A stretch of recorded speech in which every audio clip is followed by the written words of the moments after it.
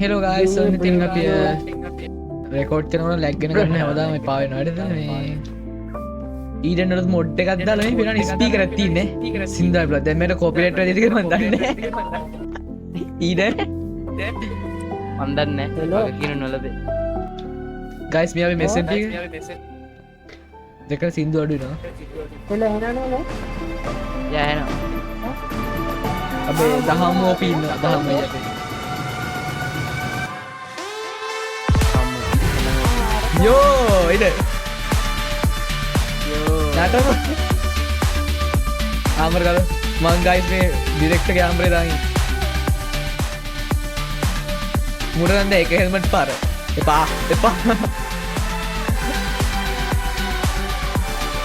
යේ ඕ මෙතන බේස් පිට බලකට